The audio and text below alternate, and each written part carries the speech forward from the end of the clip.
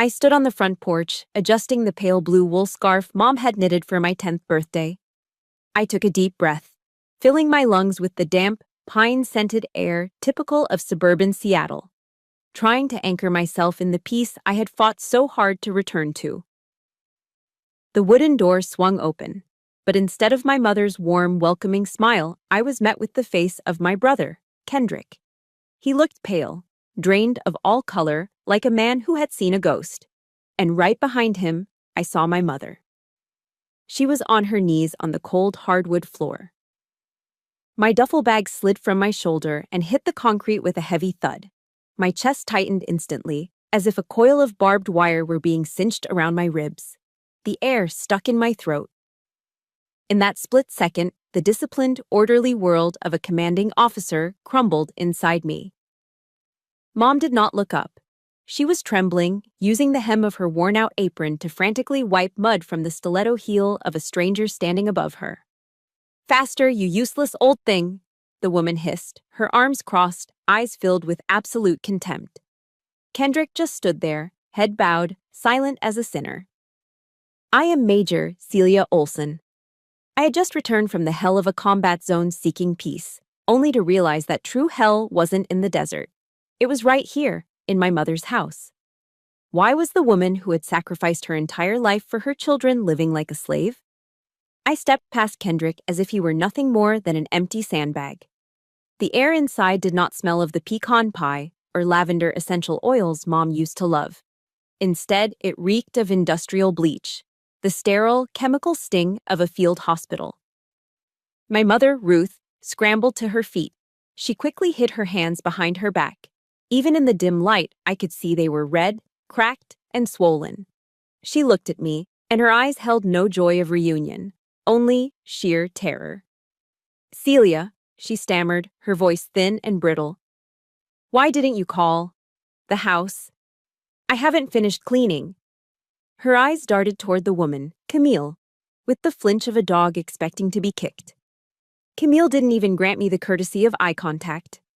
She stepped over the wet spot Mom had just scrubbed, her heels hammering a sharp, aggressive rhythm against the expensive timber floor. "Kendrick," she said, her eyes glued to the screen of her iPhone 15 Pro Max. "Ask her where my silk blouse is. I need it for the gala tonight." Kendrick, the little brother I had once taught to tie his shoelaces, shrank into himself. He couldn't meet my gaze. I'll tell Mom to find it right away, babe." In this luxurious living room, illuminated by the artificial glow of a modern gas fireplace, my mother looked like a displaced ghost. Her clothes were so old they hung off her skeletal frame like rags on a wire hanger. Dinner was a masterclass in psychological torture. Camille sat at the head of the long mahogany table, casually complaining about the stupid VIP clients at her high-end fashion boutique who didn't understand the value of Italian leather.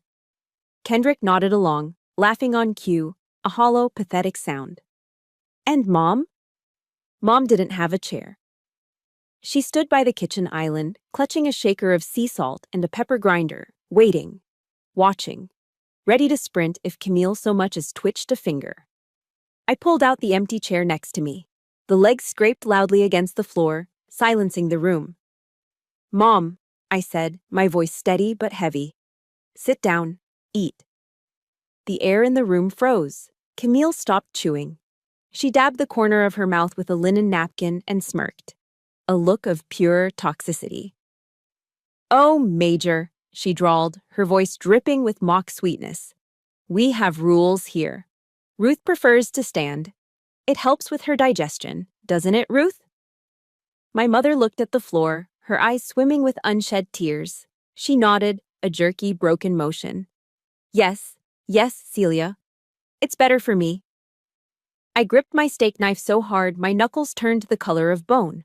My instinct screamed at me to flip the table, to shatter the crystal wine glasses and the facade of this perfect suburban life.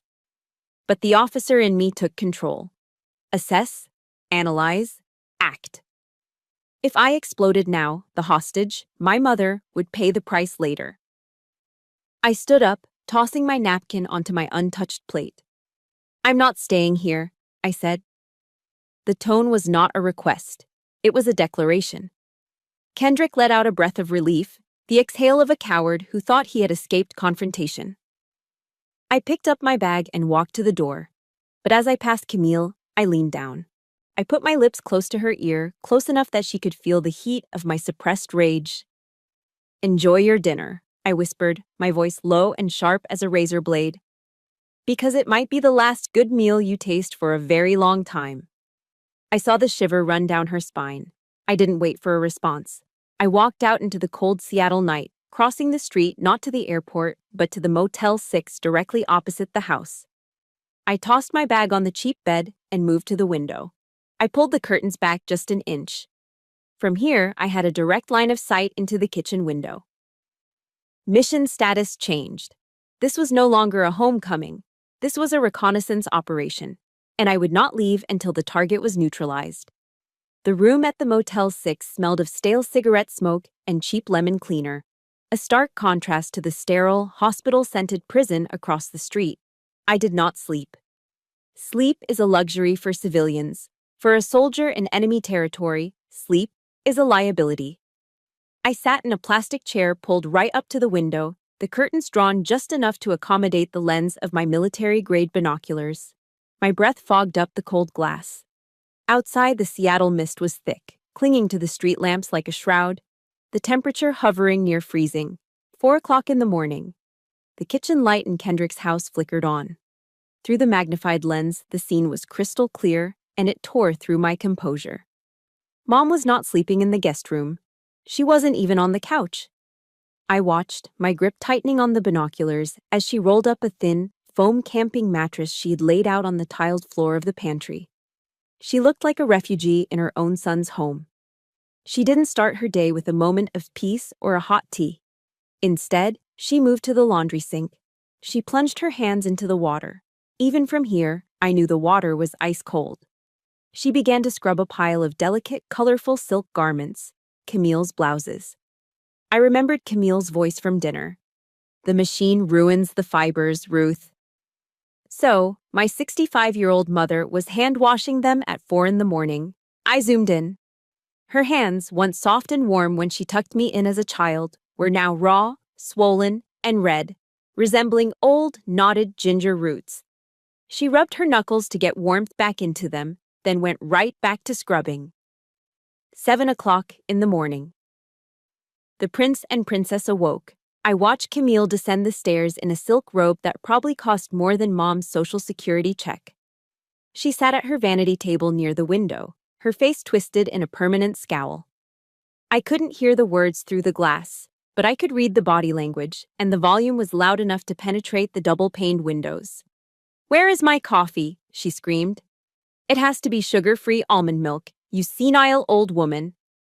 Mom rushed into the frame, balancing a steaming mug. In her haste, the toe of her worn slipper caught the edge of the expensive Persian rug. She stumbled. She didn't fall, but the mug tilted. A small splash of beige liquid sloshed onto the saucer. Camille's reaction was immediate and feral. She stood up and swiped her hand outward, knocking the hot mug straight into my mother's chest. "Useless!" The words seemed to vibrate through the air. "Are you trying to burn me?" I gasped, my own hand flying to my mouth. But Mom didn't check her burned skin. She didn't cry out in pain. Her first instinct, trained by months of abuse, was to grab the hem of her shirt and frantically wipe the few drops of coffee that had landed on Camille's slipper. She was apologizing. She was begging for forgiveness for being burned. 12 o'clock in the afternoon. Kendrick's BMW pulled into the driveway. He was home for lunch, probably to grab files. I watched him walk into the kitchen. Mom was standing in the corner, eating. She was holding a styrofoam cup of instant noodles, the cheap kind, sodium-rich and nutritionally dead. The noodles looked soggy, swollen from sitting too long. On the kitchen island, right next to where Kendrick put his keys, sat a large cardboard box. A leftover seafood pizza from last night. Half of it was still untouched. Any decent human being, let alone a son, would offer a slice. Instead, Kendrick picked up the box. He looked at Mom, then looked at the pizza. He didn't offer it. He walked to the trash compactor and shoved the entire half pizza inside. I could almost hear his excuse as he gestured to the bin. Make sure you take the trash out before Camille gets home. She hates the smell of old seafood. He walked past his mother as if she were a broken appliance, a piece of furniture that had outlived its warranty. The nausea that hit me wasn't from hunger. It was from the realization that Kendrick's cowardice was far more repulsive than Camille's cruelty. He had sold his soul for a quiet life, paying for his comfort with his mother's dignity. 9 o'clock in the evening. The house went dark, save for the porch light. The back door creaked open. Mom stepped out into the freezing night air, hugging her thin cardigan around her fragile shoulders. She sat on the cold concrete steps of the back patio.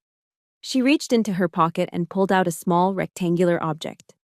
I adjusted the focus on my binoculars. It was a photograph. An old, creased snapshot of our family from 20 years ago. Dad was still alive, standing tall and proud. Kendrick was just a teenager. I was in my first uniform. We looked happy. Mom traced the face of my father with her thumb. Her shoulders began to shake. She was crying. But she didn't make a sound. She pressed her hand firmly over her mouth, stifling the sobs, terrifyingly conditioned to be invisible, to be silent, so she wouldn't disturb the sleep of her masters upstairs. It is heartbreaking to watch someone you love suffer in silence, isn't it?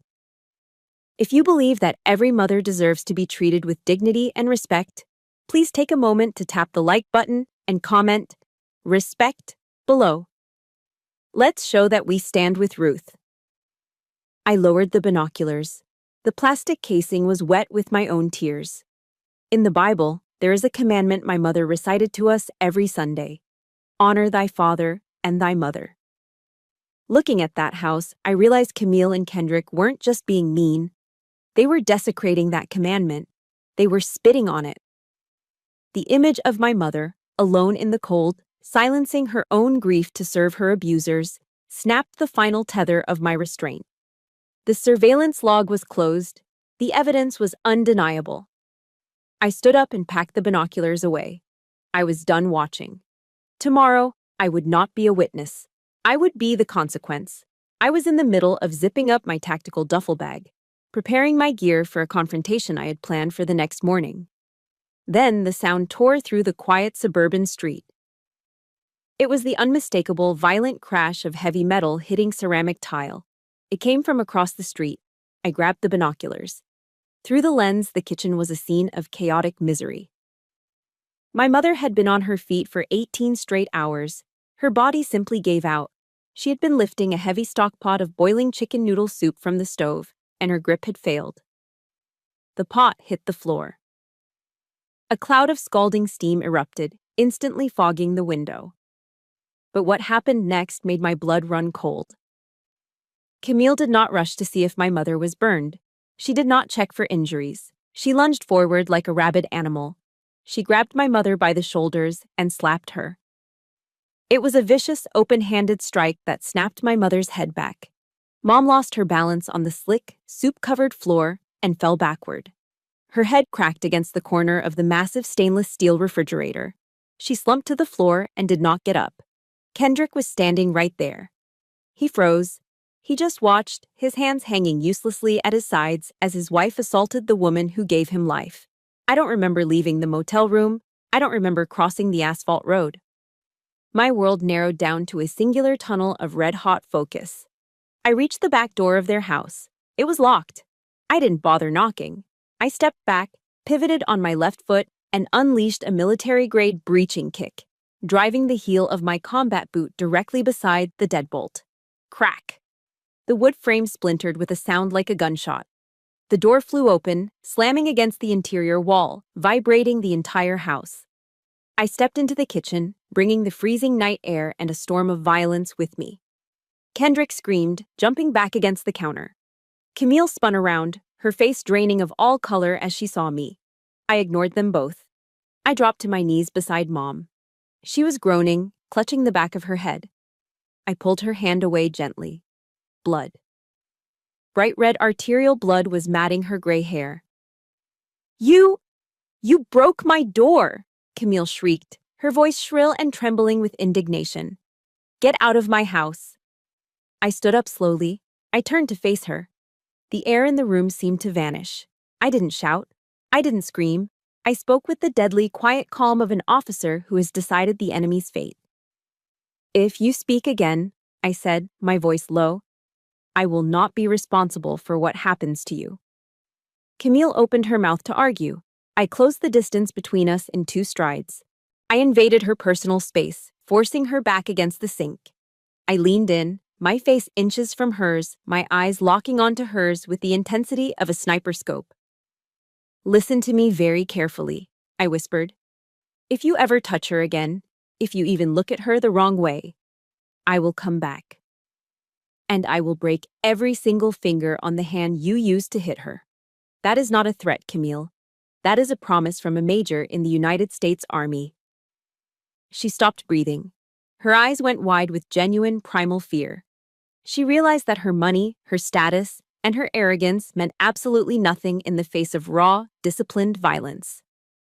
I turned my head to Kendrick. He was shaking, pressing himself into the cabinetry. "And you," I said, looking at him with zero emotion. "You stood there?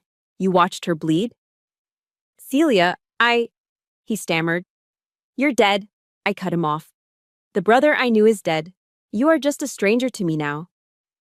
I turned back to Mom. I helped her to her feet, supporting her weight as she swayed. "We are leaving, Mom.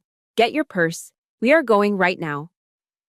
Mom looked around, confused and terrified. The conditioning of her abuse ran deep. Her eyes darted to the spilled soup on the floor. "But, Celia," she whispered, tears streaming down her face. "Dinner. I ruined dinner. Who is going to clean this up? Camille will be so angry." I squeezed her shoulders, forcing her to look at me. "There is no more Camille," I said firmly. "I am here. Your shift in this hellhole is over. You are relieved of duty, Mom." I guided her out the shattered back door, past the stunned silence of the 2 monsters she had served for free. A taxi I had summoned on the run was already idling at the curb. I helped Mom into the back seat, wrapping my jacket around her shivering shoulders. As the car pulled away, leaving the beautiful, rotting house behind, my phone buzzed in my pocket. It was a notification from my banking app, but it wasn't a standard alert. It was a message from the Defense Finance and Accounting Service regarding my allotment history. I opened the file. I stared at the screen, my heart skipping a beat. The physical abuse was horrific, yes, but what I saw on that screen made my stomach turn. The numbers didn't lie. While my mother was eating garbage and scrubbing floors, a fortune had been moving through her name. We hadn't just escaped a prison, we had just uncovered a crime scene. The VIP lounge at SeaTac International Airport was quiet, a sterile sanctuary of soft jazz and the low hum of expensive espresso machines. My mother, Ruth, was curled up on a leather sofa in the corner. She was fast asleep, her small, fragile body lost in the oversized fabric. She looked exhausted, her face pale, her hands still twitching slightly in her sleep, as if she were still scrubbing invisible stains from a silk blouse. I sat opposite her, my military-issued laptop open on the coffee table. The blue light of the screen illuminated the dark circles under my eyes. I plugged in my card reader and navigated to the MyPay portal, the secure site where the Department of Defense manages military payroll. For the last 6 years, every single month, I had set up a discretionary allotment. It was a direct transfer of $2,000 from my combat pay, sent automatically to a joint account I had opened for Mom before I deployed. I wanted her to be safe. I wanted her to have independence. I did the math in my head before the page loaded. $2,000 a month, 72 months. That was a principal sum of $144,000. That is enough money to buy a small condo in a quiet town. It is enough to hire a full-time housekeeper. It is enough to ensure that an elderly woman never has to wash clothes in freezing water at 4 a.m. The page loaded. My eyes scanned down to the allotment history and the current balance of the receiving account. My heart stopped. The air left my lungs. $12.50. I stared at the number, blinking, waiting for it to change. It didn't. $144,000 was gone. Vanished. My hands were trembling, not from fear, but from a cold, sickening rage that started in my gut and spread to my fingertips. I clicked on the transaction history. I needed to know where the blood money went. I needed to see what my sweat, my sacrifice, and my absence had purchased. It wasn't spent on arthritis medication. It wasn't spent on organic groceries or heating bills for my mother. The transfers were systematic. Every month, within hours of my deposit hitting the account, the funds were swept into another account. Kendrick and Camille Olson. Joint checking. I scrolled through their spending log, and each line item felt like a knife twisting in my chest. Lease payment. BMW Financial Services, $800. Emerald City Golf Club, monthly dues, $300. La Mer Spa and Skincare, $500. Gucci, Bellevue Square, $2,500. I looked at my mother sleeping on the couch. I thought about the instant noodles she ate for lunch. I thought about the trash she scavenged from. I bled in the sand of Afghanistan for this. I missed my daughter's first steps for this. I lived in shipping containers and dodged IEDs so that my sister-in-law could drive a luxury SUV and get $500 facials, while my mother was treated like a stray dog in the basement. They didn't just steal my money. They stole my mother's dignity. They stole her golden years. I pulled my phone from my pocket. My thumb hovered over Kendrick's name. I didn't hesitate. I dialed. He picked up on the second ring. His voice was groggy, thick with sleep, but laced with a pathetic panic. "Celia, where are you? Where is Mom?" he stammered. "Camille is freaking out. She has a brunch tomorrow and nobody ironed her linen pants." "Shut up," I said. My voice was lower than a whisper, colder than the grave. "What? Celia, listen, you need to bring her back." "I'm looking at the bank statements, Kendrick," I interrupted, cutting him down mid-sentence. $144,000. The line went dead silent. I could hear his breathing hitch, the silence of a guilty man caught holding the smoking gun. "Celia." "Wait," he finally choked out, his voice trembling. "I can explain. We just borrowed it. Temporarily. You know how it is, the real estate market is tough, and Camille, she needs to maintain a certain image for her career. We were going to pay it back. We just needed to look successful, to become successful." "Image?" I let out a dry, humorless laugh. "You let our mother eat garbage so your wife could carry a Gucci bag. You let her scrub floors on her knees so you could play golf?" "It's not like that. We provided her a room. We gave her a roof over her head." "You gave her a cell," I snapped. "Listen to me and listen well. I just got off the phone with the Defense Finance and Accounting Service. I have canceled the allotment, but I didn't stop there. I called the fraud department at USAA. I reported unauthorized access and theft of funds targeting a vulnerable senior citizen." "Celia, no, you can't." His voice cracked into a high-pitched whine. "They'll freeze everything." "They already have," I said, glancing at the confirmation email on my screen. "Your joint account is locked pending a federal investigation. That BMW in the driveway, the repo man will be coming for it. The club membership? Canceled. That house you can't afford? Start packing." "You're ruining us," he screamed. "We are family. How can you do this to your own brother?" I looked at the phone, then at my mother, whose cracked hands were clutching the edge of a blanket in her sleep. "I don't have a brother," I said. "My brother died a long time ago. You are just a parasite. And I just cut off the host. Good luck with the real world, Kendrick." I ended the call. I didn't just put the phone down. I popped the back case off. I removed the SIM card, the little chip that held the number they used to call me, to guilt me, to manipulate me.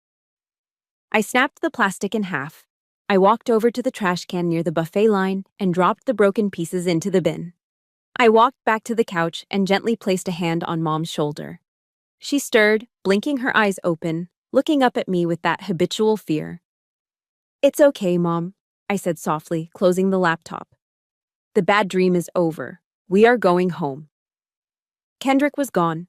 Seattle was behind us. But as I looked at the departure board for Virginia, I knew the war wasn't over. It was just moving to a new front. We arrived in Virginia under a slate gray sky, but inside my house, everything was bright, curated, and suffocatingly perfect. Savannah met us at the door. She wore the practiced, welcoming smile of a model military spouse, her hair perfectly blown out, her outfit coordinated with the season. She hugged Mom, but I felt the hesitation, a split-second pause where she assessed the worn-out clothes and the smell of travel that clung to us. Our home in Alexandria was a masterpiece of interior design.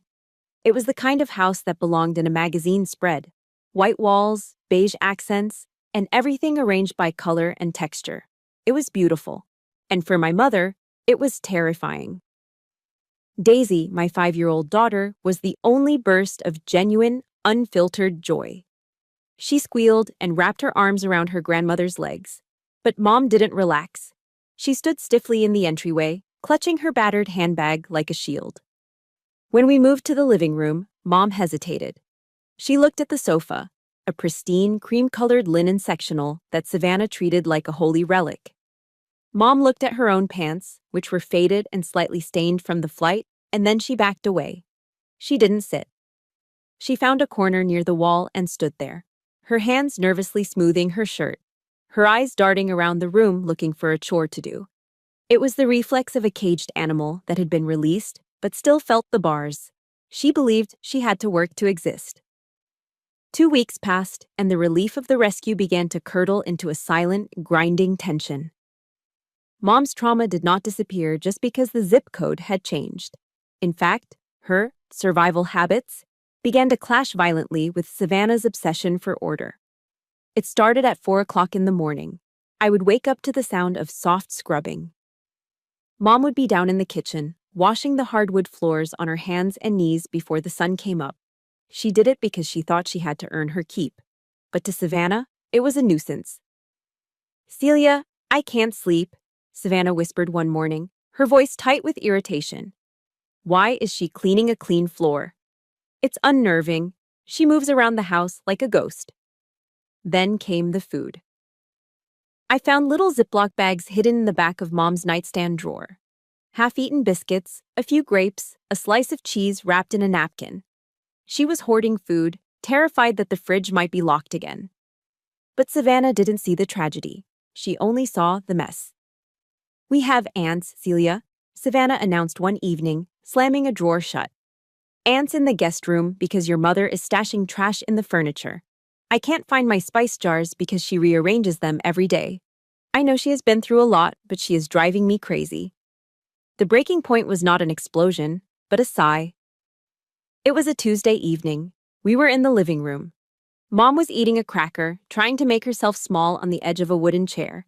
She still refused the sofa. Her hand trembled slightly, and a few crumbs fell onto the expensive Persian rug. It was nothing.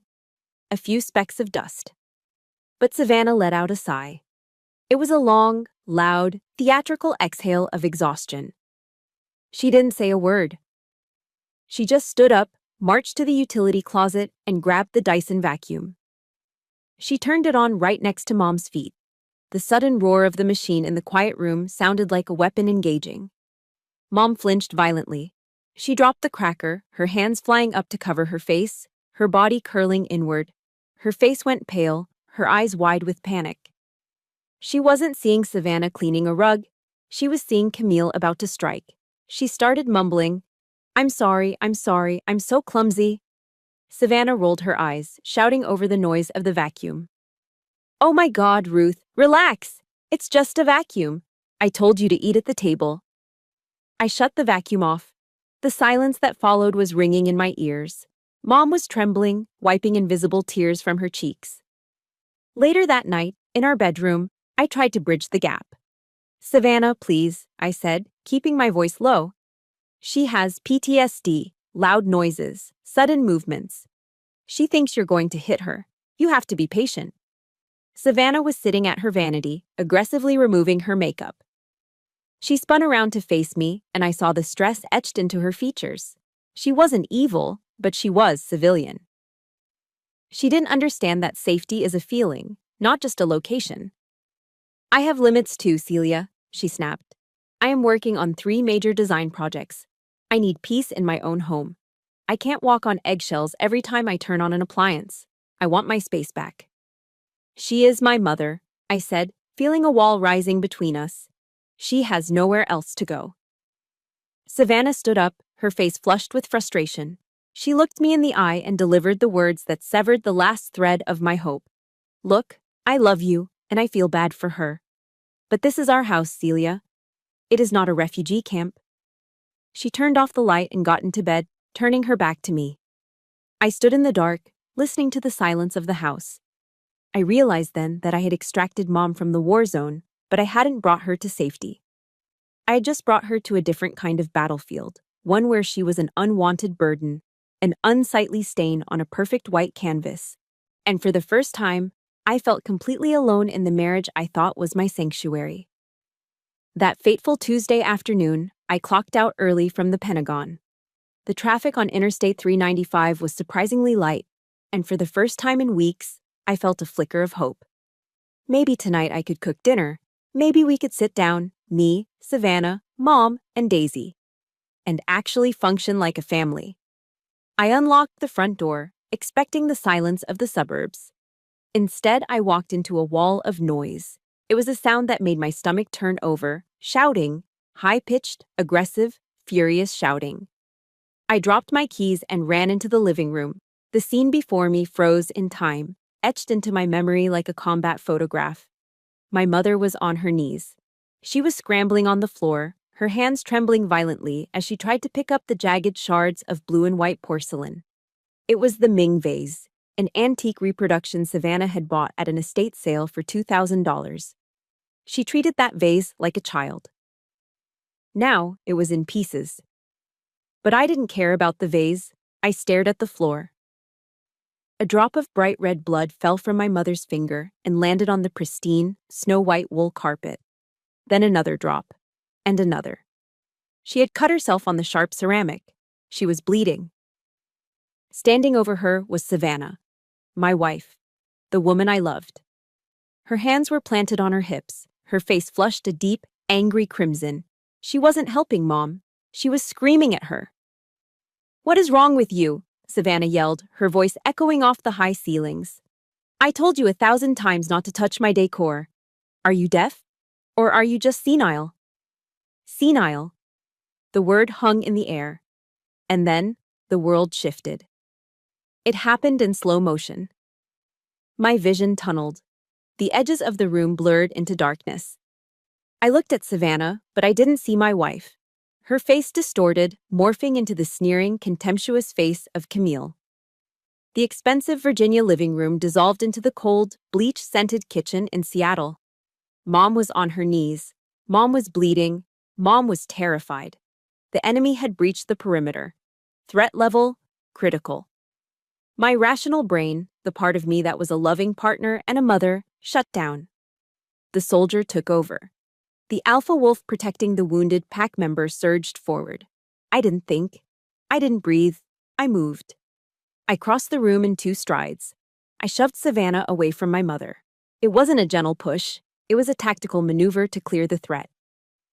Savannah stumbled back, shock registering in her eyes. "Celia," she started to say. But the adrenaline was already in my veins. My arm moved before my mind could stop it. Crack. The sound of my open palm striking Savannah's cheek was sickeningly loud. It sounded like a dry branch snapping in a winter forest. Savannah fell back onto the cream-colored sofa, clutching her face. She looked up at me, her eyes wide, filled with a mixture of disbelief and horror. The silence that followed was heavy, suffocating. "No!" Mom screamed from the floor, reaching out to grab my pant leg with her bloody hand. "Celia, don't. Please!" From the top of the stairs, a high-pitched wail shattered the moment. "Mama hit Mommy!" I looked up. Daisy was standing there, clutching her teddy bear, tears streaming down her face. She looked at me not with love, but with fear. I looked down at my own hand. It was stinging. It was trembling uncontrollably. I had used the same hand that swore to defend the Constitution, the same hand that held my daughter, to strike my wife. I felt sick. I wanted to vomit. "Celia," Savannah whispered, tears spilling over her lashes. I'm sorry. I was just so angry about the vase. I didn't mean to yell." I looked at her. I saw the regret. But then I looked at my mother, cowering on the floor, wiping blood onto her old pants, terrified of causing more trouble. The regret in my chest hardened into ice. You yelled at her, I said. My voice was unrecognizable, hollow, metallic. You made her bleed. You stood over her while she was on her knees. It was an accident, Savannah sobbed. No, I said, shaking my head slowly. It wasn't. You sounded just like them. You sounded just like Camille. Don't say that, Savannah cried, reaching for me. I stepped back. I couldn't let her touch me. Not now. The line had been crossed. The house was compromised. Pack your things, Mom, I commanded, my voice flat. Just the essentials. We are leaving. Celia, stop, Savannah pleaded, standing up. Where are you going? You can't just leave. We can talk about this. There is nothing to talk about, I said, lifting Mom to her feet. I didn't look at the broken vase. I didn't look at the white carpet stained with my mother's blood. I promised her she would never be hurt again. I failed. I won't fail twice.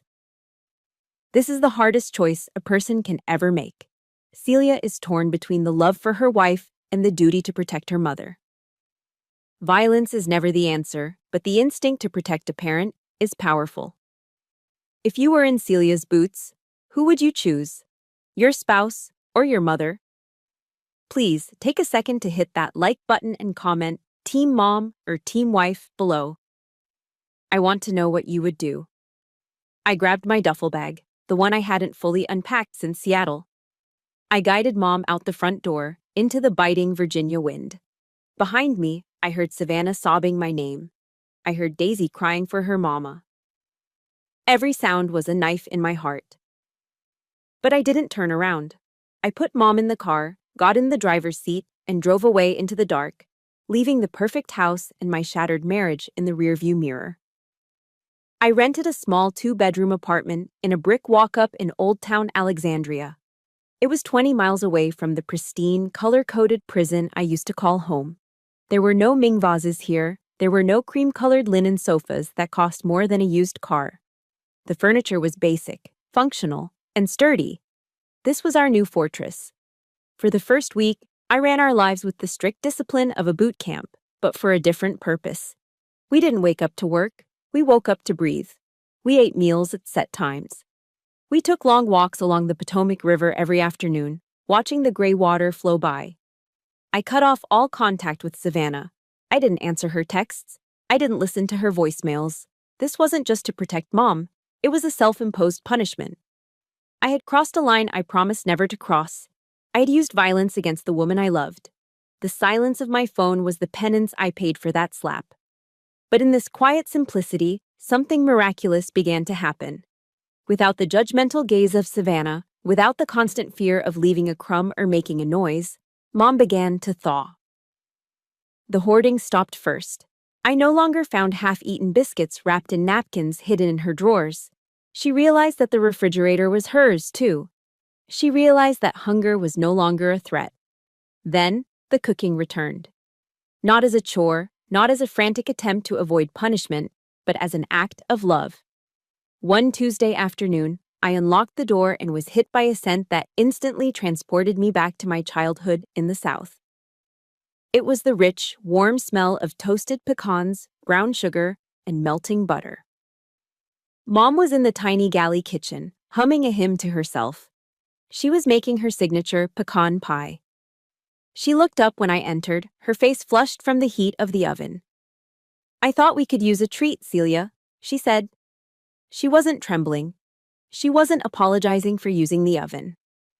Later that evening, we sat on the cheap sofa, watching reruns of The Golden Girls on the cable TV. Mom laughed. It was a rusty, creaky sound at first, like a door that hadn't been opened in years. But then it grew louder. She laughed at a joke, her head thrown back, completely unself-conscious. She wasn't looking over her shoulder to see if someone would mute the volume. She was reclaiming her humanity, one laugh at a time. But while Mom was healing, I was bleeding internally. The nights were the hardest. After Mom went to bed, the silence of the apartment would press down on me like a physical weight. I would lie on the lumpy couch, staring at the water stains on the ceiling, and the ghost of my old life would haunt me. I missed Savannah. I missed the smell of her shampoo. I missed the way she would curl her feet under my legs while we read. And Daisy, God, the ache for my daughter was a physical pain in my chest. I wondered if she was asking for me. I wondered if she was still scared of Mama. I felt like a villain in my own story. I had destroyed my marriage. I had traumatized my child. Was I too harsh? Was I too cruel? Then I would stand up and walk softly to the bedroom door. I would crack it open just an inch. I would see Mom sleeping deeply, her breathing steady, her face relaxed for the first time in decades. She wasn't flinching in her sleep. She wasn't curled in a ball on a kitchen floor. I would close the door and lean my forehead against the wood. There is a military philosophy. Sometimes you have to burn the village to save it. It's a brutal, ugly truth. I had burned down my marriage to save my mother. It was a terrible price, but looking at her peace, I knew I would pay it again. The price of her safety was my solitude, and I accepted that. 3 weeks passed. It was a Saturday afternoon, and the Virginia sky had opened up, pouring rain in relentless gray sheets against the window pane. The doorbell rang. I stiffened. I wasn't expecting anyone. My hand instinctively went to the defensive posture I learned in basic training. I moved to the door and looked through the peephole. My breath hitched in my throat. It was Savannah. But it wasn't the Savannah I left. It wasn't the polished, perfect interior designer with the blowout hair and the designer trench coat. She was standing in the rain without an umbrella. Her hair was pulled back in a messy, hasty bun, strands of wet hair plastering to her face. She wore a simple sweatshirt and jeans. She looked tired. She looked dark around the eyes. She looked broken. And in her hands, she wasn't holding a lawyer's envelope. She wasn't holding divorce papers. She was clutching a tin box, a familiar, slightly dented tin box that we used to keep in the pantry. I opened the door. Savannah looked up at me. Water dripped from her nose. She didn't say anything at first. She just held out the tin. Daisy made these, she whispered, her voice cracking. Chocolate chip with extra walnuts. She said Grandma Ruth needs them because Grandma Ruth is sad. She stood there, shivering slightly in the cold hallway. She didn't demand to come in. She didn't shout. She just waited, holding out a box of cookies like a white flag of surrender on a battlefield I thought would never end. I opened the door wider, letting the cold, damp air of the hallway mix with the warmth of the apartment. Savannah stood there, her trench coat soaked through, holding that tin of cookies like it was a peace offering to a hostile nation. She didn't say a word at first. She looked at me, her eyes red-rimmed and swollen, stripped of all the artifice and perfection she usually wore like armor. Then her knees seemed to give way. She didn't fall, she sank. She collapsed right there on the welcome mat, heedless of the dirt, heedless of her designer jeans. I am so sorry, she sobbed, the words tearing out of her throat. I have been so selfish, Celia. I looked in the mirror today, and I didn't see myself. I saw someone cold. I saw someone cruel. I became the exact person I hate. The sight of my strong, proud wife on her knees broke the last remnant of my anger. The wall of ice I'd built around my heart shattered. I dropped my guard. I dropped my soldier persona. I knelt down into the wet fabric of her coat and pulled her into my arms. I am sorry, too, I whispered into her wet hair. I should never have raised my hand to you. Violence is never the answer, Savannah. I let the war inside my head hurt the person I love most. I am so sorry. We held each other there in the doorway, two imperfect people trying to bridge a gap that had grown too wide. Then, I heard a soft shuffle behind me. Mom stepped out of the kitchen. She was wiping her hands on a dish towel. She saw Savannah kneeling on the floor, crying. A lesser woman might have felt vindicated. A lesser woman might have stood back and enjoyed the sight of her tormentor in pain. But my mother is not a lesser woman. She walked past me. She reached down with those thin, work-worn hands, the same hands that had scrubbed floors and been burned by coffee. And she cupped Savannah's face. Oh, child, Mom said softly. Get up off that floor. You'll catch your death of cold. Savannah looked up, flinching slightly, expecting a reprimand. Ruth, the vase? I was so horrible to you. Hush now, Mom said, pulling Savannah into a hug that swallowed her whole. It was just a vase. It was just clay and paint. You can't hug a vase, Savannah, but you can hug family. And we are family. Savannah buried her face in Mom's shoulder and wept harder, the loud heaving sobs of someone receiving a grace they know they don't deserve. In that moment, I saw the arrogance of the interior designer vanish, replaced by the humility of a daughter-in-law who finally understood the value of the woman she had dismissed. Suddenly, the heavy atmosphere was punctured by a shriek of pure joy. Grandma! Daisy shot out of the car parked at the curb, sprinting up the walkway like a little missile in rain boots. She squeezed past me and launched herself at Mom's legs. I missed you. I missed your singing, Daisy yelled, burying her face in Mom's apron. The apartment, which had felt so quiet and lonely for 3 weeks, was suddenly filled with noise, chaos, and life. We moved to the small second-hand dining table. It was a tight squeeze, but nobody cared. We ate the chocolate chip cookies Daisy had baked. They were slightly burnt on the bottom and had too many walnuts, but they tasted better than any gourmet pastry from a French bakery. As the rain lashed against the window, we made a treaty. We will come home, I told Savannah, holding her hand across the table. But things change. The house is not a museum anymore. Mom lives there. She sits on the sofa. She cooks when she wants. And if a crumb falls on the floor, we pick it up. We don't bring out the vacuum cleaner like a weapon. Savannah nodded vigorously, wiping a smudge of chocolate from her cheek. I promise. No more white carpets. I'll replace them with hardwood. I want a home, Celia, not a showroom. For the first time in a long time, I felt the knot in my chest loosen. The war on the home front was ending. We were rebuilding, not with expensive decor, but with understanding. But peace, I learned long ago, is often just the intermission between battles. My phone rang. It sat on the counter, buzzing angrily, vibrating against the laminate surface. I frowned. It was late. I picked it up and looked at the screen. The number was unfamiliar, but the area code sent a chill down my spine. 206. Seattle. I answered, my voice dropping back into a professional cadence. Major Olson speaking. Major Olson, a man's voice replied, crisp and urgent. This is Attorney David Sterling calling from Seattle. I represent the bank handling the foreclosure of a property at 42 Oak Creek Drive. Kendrick's address. I am listening, I said, signaling for the room to be quiet. I am calling because your brother, Mr. Kendrick Olson, listed you as his emergency contact, the lawyer continued. I thought you should know the situation. His wife Camille filed for divorce 3 days ago, but before she left, she emptied their joint accounts. She took everything, Major. The house is being seized by the bank tomorrow morning. Where is my brother? I asked. He was evicted an hour ago, the lawyer said. He has no money, no vehicle, the BMW was repossessed, and nowhere to go. He is currently sitting on the curb outside the property. He asked me to call you. He said he has no one else. I looked at my mother, who was laughing with Daisy, unaware that her other child was currently sitting in the gutter of his own making. Thank you for the information, I said. I hung up the phone. The warmth of the cookies faded from my tongue. The prodigal son had fallen. And now, he was looking for a way home. 1 week after the lawyer's call, a ghost arrived at our doorstep in Virginia.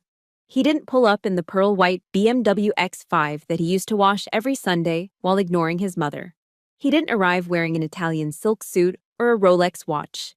He arrived on foot, walking from the nearest Greyhound bus station 3 miles away, dragging a torn duffel bag that looked like it had been pulled from a dumpster.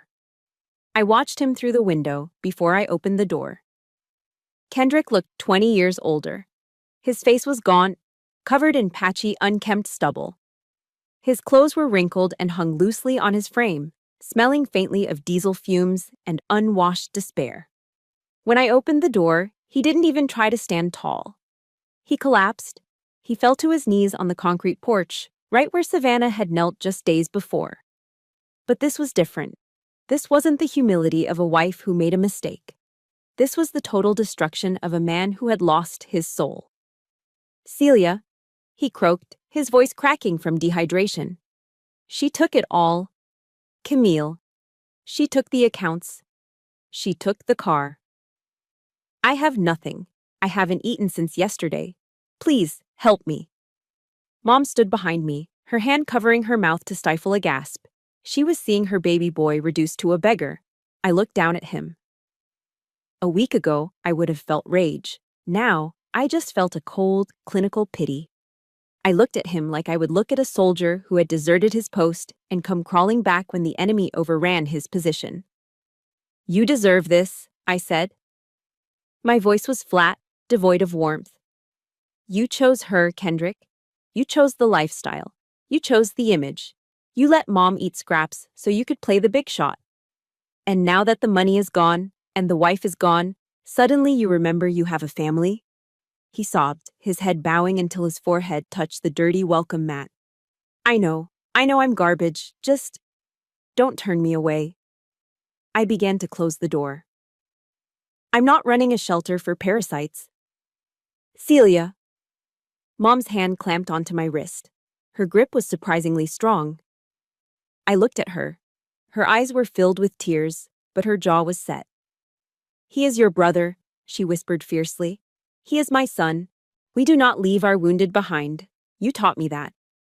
I looked at Mom, then back at the shivering heap of a man on the porch.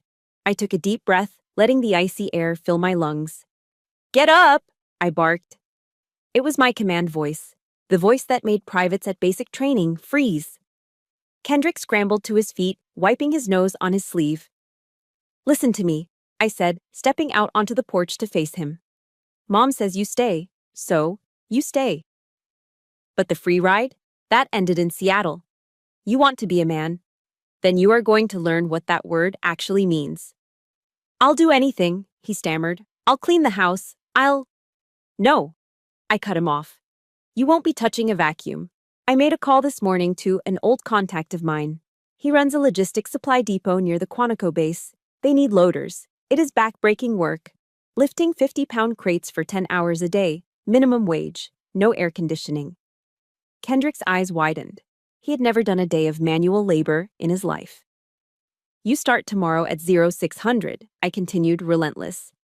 And you aren't sleeping in my guest room. There is a cheap efficiency motel down the highway that rents by the week. You will live there, you will walk to work, and every Friday when you get your paycheck, you will bring me $200. 200, he asked, blinking. Restitution, I said. You stole $144,000 from this woman. You're going to pay it back, dollar by dollar, sweat by sweat. If you miss one payment, if you miss one shift, if you complain one time, you're out, forever. Do we have a deal? He looked at me, terrified. Then he looked at Mom. He nodded slowly. Deal. The next 6 months were a brutal transformation. I didn't make it easy on him. I didn't drive him to work when it rained. I didn't invite him over for steak dinners. I let him rot in that cheap motel room, eating bologna sandwiches and drinking gas station coffee. I watched from a distance as the logistics depot broke him down. The first week, he could barely walk. His soft, manicured hands blistered and bled. He lost 20 pounds of soft, suburban fat. But something else happened. The blisters turned into calluses. The fat turned into lean muscle. He stopped looking at the ground when he spoke. One Friday evening in late November, Kendrick came to the apartment. He didn't look like a beggar anymore. He wore steel-toed boots and a flannel shirt stained with grease and dust. He smelled of hard work and honest sweat. He walked into the kitchen where Mom and I were sitting. He didn't ask for food. He pulled a white envelope from his back pocket and placed it on the table in front of Mom. $200, he said. His voice was deeper, steadier. And an extra 50 for the groceries. He looked at me. There was no resentment in his eyes, only a quiet, hard-earned respect. Same time next week, he asked. Same time, I said, suppressing a smile. He turned and walked out into the night to catch the bus back to his motel. I watched him go. The parasite was dead. In his place, a man was finally beginning to grow. Christmas Eve in Virginia arrived wrapped in a blanket of silence and snow. Outside, the world was painted in shades of white and gray, the snowflakes drifting down in lazy spirals to coat the driveway and the roof of our townhouse. But inside, the air was alive with warmth and color. The living room, once a showroom of beige neutrality, had been transformed. A massive Douglas fir tree stood in the corner, its tip brushing the crown molding, heavy with ornaments that told the story of a family, not a color scheme. There were macaroni stars Daisy had made in preschool hanging right next to crystal baubles. The fireplace, no longer a decorative afterthought, crackled with a real wood fire, casting a golden, dancing light across the room. The house smelled incredible. It didn't smell like bleach or fear anymore. It smelled of roasted turkey, sage stuffing, cinnamon sticks, and baked apples. I stood in the kitchen doorway, watching. My mother was sitting in the armchair, the comfortable one, right by the fire. She was wearing a brand new cable knit sweater in a vibrant shade of cardinal red. It was the first bright color I'd seen her wear in a decade. She was holding a cup of hot cocoa, and she was laughing. Daisy was sitting on the rug at her feet, trying to teach her grandmother how to play a video game on a tablet. "No, Grandma, you have to swipe up to make the penguin jump," Daisy giggled. "I am swiping, sweetie, I am swiping." Mom laughed, her face flushed with warmth and happiness. Savannah walked past me carrying a bowl of cranberry sauce. She paused and kissed my cheek. "Table is set, Major. Just waiting on our guest." She smiled. It was a real smile. The tension, the walking on eggshells, was gone. We had rebuilt our home, not on the foundation of perfection, but on the foundation of acceptance. Then, the doorbell rang. The laughter in the room didn't stop, but heads turned. I walked to the door. I took a breath, remembering the last time a family member had arrived at this door, broken, dirty, and desperate. I opened it. Kendrick stood on the porch, framed by the falling snow. The transformation was absolute. The man standing before me was not the cowering boy from Seattle, nor was he the broken beggar from 6 months ago. He was wearing a pair of dark denim jeans and a simple, red and black plaid flannel shirt. It was inexpensive, likely bought at a discount store, but it was clean, pressed, and tucked in. His hair was cut short and neat. His face was clean-shaven, revealing a jawline that had hardened with resolve. He wasn't hunched over. He stood with his shoulders back, his spine straight, the posture of a man who earns his sleep after a long day of hard labor. In his hands, he held a large bouquet wrapped in brown paper. White lilies, Mom's favorite. "Merry Christmas, Celia," he said. His voice was calm, deep, and steady. He looked me in the eye, not with arrogance, but with the quiet confidence of someone who has nothing to hide. "Merry Christmas, Kendrick," I said, stepping aside. "Come in out of the cold." He stepped inside, shaking the snow from his boots on the mat. When he walked into the living room, Mom gasped. She stood up, setting her cocoa down. "Kendrick," she whispered. He walked over to her. He didn't fall to his knees this time. He stood tall and held out the flowers. "For you, Mom," he said softly. "I paid for them. With my own money. From the overtime shift." Mom took the flowers, burying her face in the white petals to hide her tears. Kendrick wrapped his arms around her, hugging her gently. It wasn't the desperate cling of a child needing a mother. It was the embrace of a man protecting one. Dinner was a masterpiece. We sat around the table, Savannah, me, Mom, Kendrick, and Daisy. The turkey was golden brown, the mashed potatoes were steaming, and the wine was poured. I watched Kendrick. In Seattle, he would have waited for Mom to serve him. He would have complained if the wine wasn't chilled to the perfect degree. Tonight, he picked up the carving knife and fork. He sliced the most tender, succulent piece of white meat from the breast. He didn't put it on his own plate. He placed it gently onto Mom's plate. "Eat up, Mom," he said. "You look great in red." He looked around the table, then raised his glass of water. He was driving, so he refused the wine. "I want to say something," he began, his voice thickening with emotion. I know sorry is just a word. I said it a million times before. But for the last 6 months, every box I lifted, every drop of sweat, I was thinking about you, Mom. And you, Celia. I was a boy when I had money. I had to lose everything to become a man. Thank you for not giving up on me. Savannah wiped a tear from her eye and raised her wine glass. To family, she said. Broken, glued back together, and stronger than before. To family, we all echoed. The sound of crystal glasses clinking together rang out like a church bell.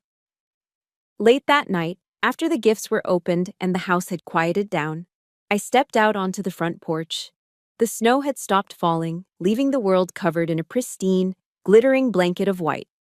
I held a mug of mulled wine in my hands, letting the heat seep into my palms. I looked up at the stars, visible now through the clearing clouds. For so long, I had defined my life by the mission.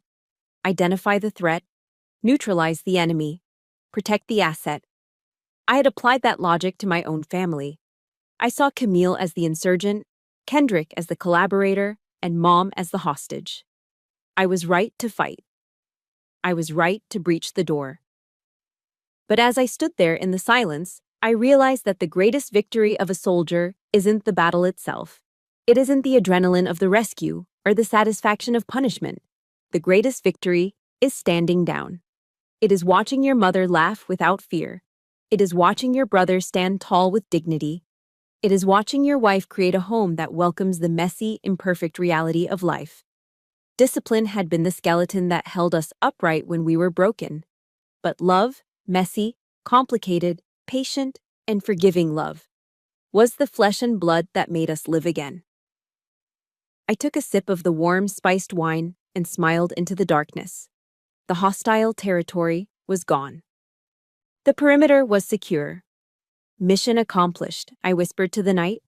I turned around, opened the door, and, looking back at this operation, I realized that my toughest battle wasn't fighting enemies abroad, but fighting for the soul of my own family. I learned that true strength isn't just about protecting the people you love from harm. It is about giving them the grace to heal. We often treat our aging parents as obligations, forgetting that they are the architects of our lives. Honoring them is not a burden. It is a privilege. And for anyone out there dealing with a Kendrick in their life, remember this. Accountability is love. Sometimes you have to let someone hit rock bottom so they can find the solid ground to stand up again. Never give up on the power of redemption. Now I want to turn the mic over to you.